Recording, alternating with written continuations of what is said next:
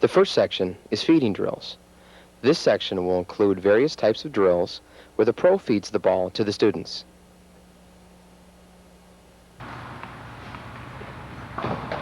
In this suicide circle drill, the pro feeds players a certain number of random shots, making sure every ball is hit to a designated area. Here the target area is the backhand corner.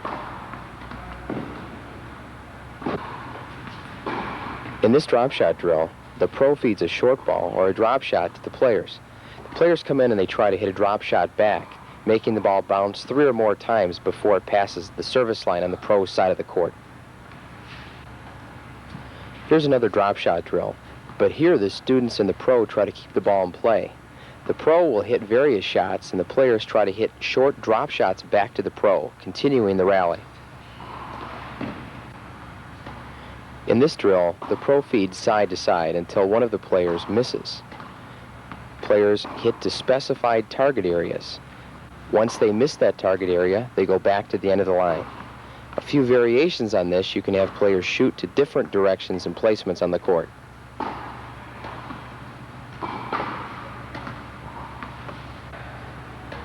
This is a good drill for larger groups. Put the players in 2 lines and have them hit one ball. They run around and pick up a ball and place it in a basket, which here is off court. Then they come around and run and get in the end of the opposite line.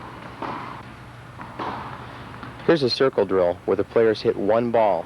It's a back-out forehand where they start in the backhand corner of the court.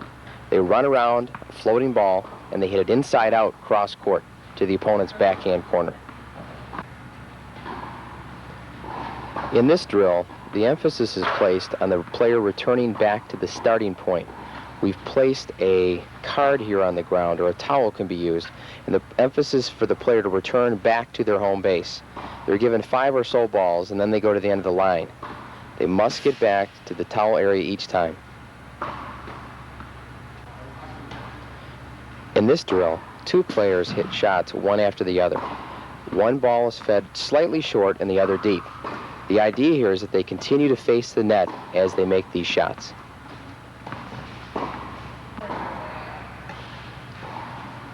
Here's a 4-corner drill. The line off the court is waiting while the pro feeds 4 balls. The first ball is deep to the ground stroker to his forehand side. Then the second ball fed by the pro is a short approach shot to the forehand. The third ball fed by the pro is a backhand lob recovery. And the 4th shot is a short approach shot for the player coming in on his backhand side. The 1st and 3rd shot are fed simultaneously. The players then circle back to the end of the line. To put a little more pressure on your players, try to give them a series of shots. Here we give the players a wide forehand, a wide backhand, then a short ball, followed by 2 wide volleys, a forehand and a backhand. The players must come out if a mistake is made. If not, they get to continue through the series of shots trying to get a perfect turn.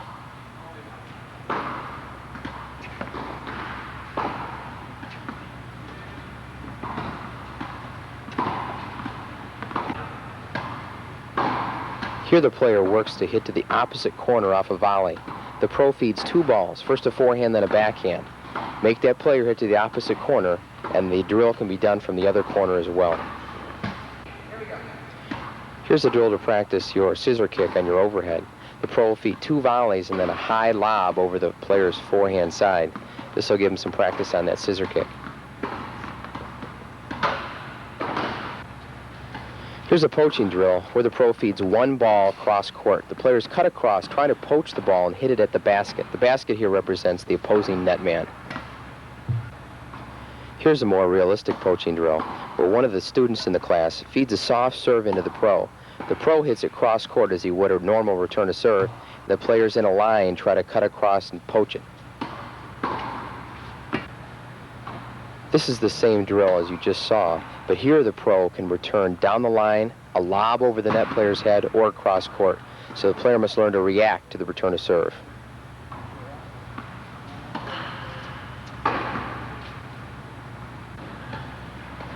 As a variation of the standard windshield wiper drill, if you have a bigger class, you can have your extra players do some various tasks such as push-ups or jumping jacks. Here we have our volleyers angling the ball cross court so as to avoid hitting the players doing the jumping jacks at the back court. When you have a larger class, you can still do the wiper drill, but you can have the players at the back court rotate after a certain number of shots.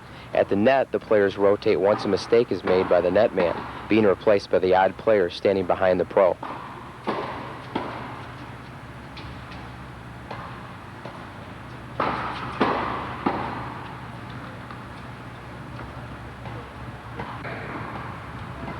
When you have a large group, you can do an 8-man rotation as you see here.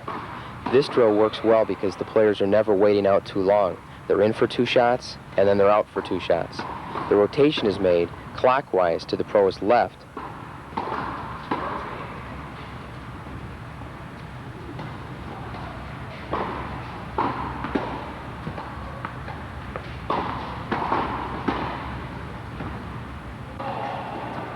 Another drill for larger groups would be the pro feeding a wiper drill to the players on the opposite baseline.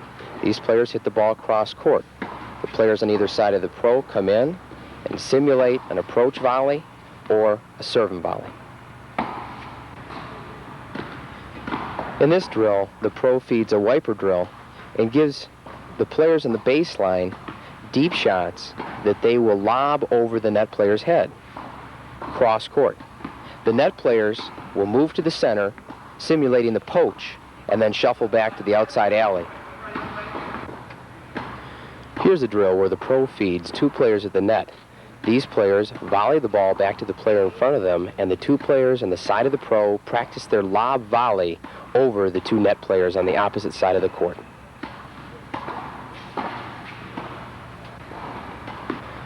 Here's a drill to work on defensive lobs. Feed it as a 2-line wiper drill, and as the player hits the lob, they run around the court trying to catch the ball that they hit before it bounces twice. Here the pro feeds an approach shot to start the play. Players come in, hit the approach shot, and they work on random volleys hitting to a specified target area. The players get to stay in until they make an error, and you can play it as a game where you try to count and see who gets the most in a row.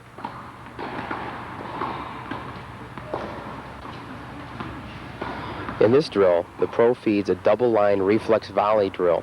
The pro actually keeps the balls in play, hitting it cross-court to the players. This is a good drill because the players get to work on angling off their volleys. To move a larger group at the net, try feeding 1 forehand to each player at the net and then a quick backhand. Then the person moves out and circles around to the back of the line. Here the pro feeds a windshield wiper drill, while the ground strokers, one hits down the line, the other hits cross court to the player at the net, working in their angles. Here's the reverse angle of that same drill.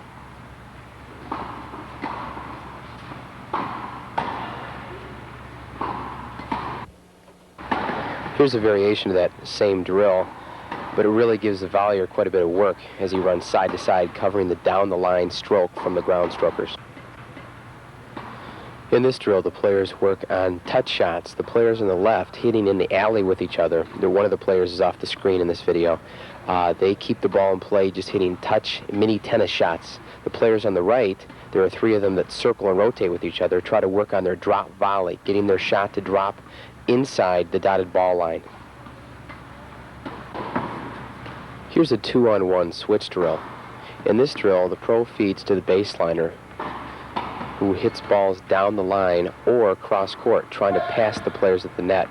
When the pro yells switch, everybody makes a rotation to the right, with the net player running around the net. If the player can make it around the net and pass the player at the net, the player at the net who makes an error has to do 5 push-ups. Get the player to do them up close to the net so they don't get hit by a ball. Every time the switch is yelled, the players rotate, player trying to quickly get around to make that passing shot before the ground stroker circles back to the net position. To make volleying more realistic, have 2 players feed alternating shots to the net player. The net player then gets an opportunity to get a ball and to hit it to the open court area.